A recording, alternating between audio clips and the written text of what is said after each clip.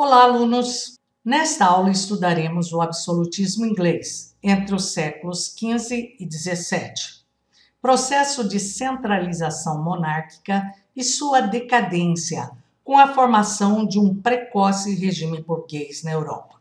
Em aulas anteriores, estudamos que entre 1455 e 1485 ocorreu a Guerra das Duas Rosas na Inglaterra. Ela foi o resultado dos problemas sociais e financeiros da derrota inglesa contra os franceses na Guerra dos 100 Anos, somados ao enfraquecimento do poder do rei Henrique V, questionado pela nobreza. A Guerra das Duas Rosas foi resolvida com o casamento de Henrique Tudor com Isabel de York, ou seja, a ascensão da dinastia Tudor e a formação do Estado Nacional Inglês. Entre 1509 e 1547, a Inglaterra foi governada pelo rei Henrique VIII.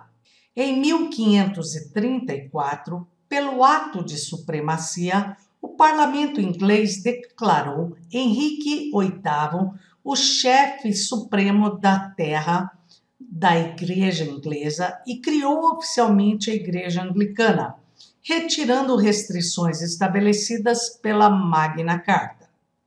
A Magna Carta de 1215 impunha limites ao poder real impostos pela nobreza inglesa.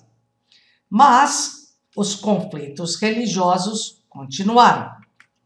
Entre 1553 e 1556, houve o curto reinado da Rainha Maria I, filha do casamento católico de Henrique VIII e Catarina de Aragão.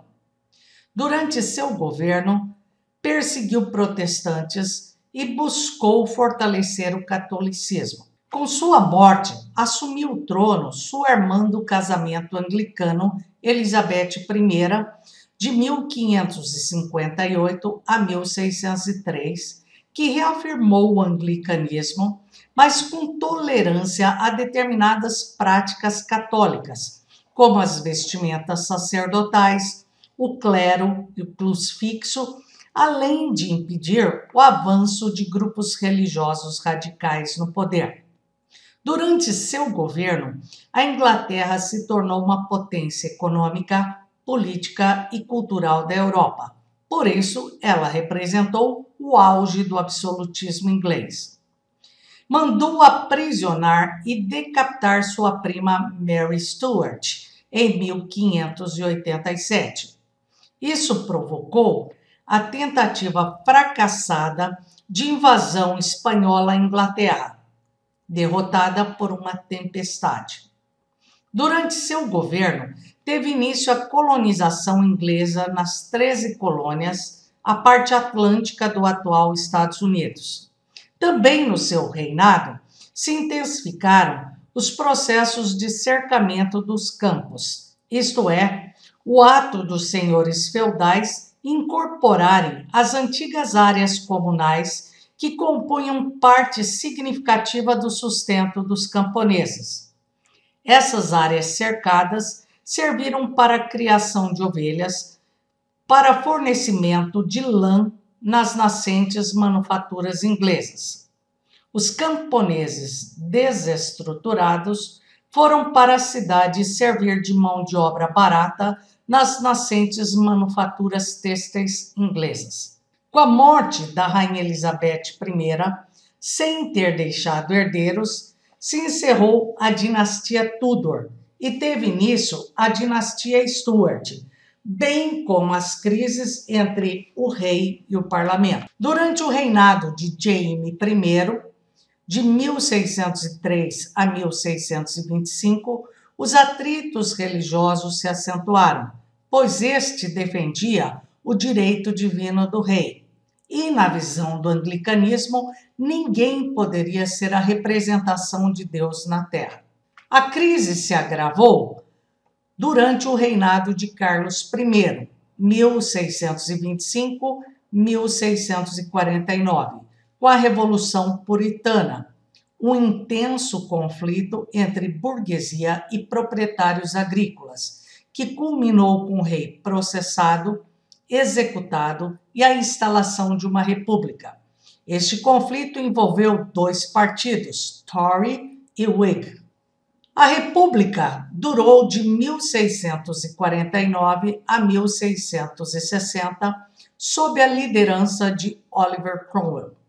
Nesse período foram publicados os Atos de Navegação, determinando que o comércio externo da Inglaterra fosse feito apenas com navios ingleses, prejudicando visivelmente a Holanda e fortalecendo a marinha mercante do reino inglês. Cromwell soube administrar os conflitos populares, instaurando um período de relativa paz social. Mas após sua morte, as agitações crescentes levaram os burgueses e os proprietários de terra a defenderem o retorno da monarquia. O reinado de Carlos II não foi capaz de se sustentar, gerando a Revolução Gloriosa de 1688 a 1689. O movimento levou à deposição de Jaime II e à instalação da monarquia parlamentarista com a posse de Guilherme de Orange após a assinatura da Declaração dos Direitos, inaugurando a dinastia Orange. Pela Declaração dos Direitos, o poder do rei passou a ser apenas simbólico. O parlamento mandava no rei, ou seja, o rei reina, mas não governa. O parlamento, conduzido pela burguesia, passou a se pautar pelo enriquecimento dos homens de negócio, promovendo um crescimento acelerado da Inglaterra sobre os demais países europeus. O absolutismo na Península Ibérica. O absolutismo em Portugal e na Espanha se fortaleceu com a ajuda da Igreja Católica, onde as motivações mercantis se misturavam às motivações religiosas. As lutas espanholas contra os protestantes fracassaram na Guerra dos 30 Anos, na tentativa de invasão à Inglaterra e na Guerra da Independência da Holanda, resultando em desastres políticos e financeiros. A região holandesa, quase autônoma, atraiu muitos comerciantes e banqueiros, pois se baseava no calvinismo e na tolerância religiosa. As cidades holandesas enfrentaram uma prolongada guerra de independência contra o domínio espanhol, resolvida pela Paz de Westfália em 1648, quando a região passou a se chamar Países Baixos. Para se preparar, você deve pegar o capítulo 17 e fazer os exercícios 26, 27, 28, 38 e 39. Bons estudos!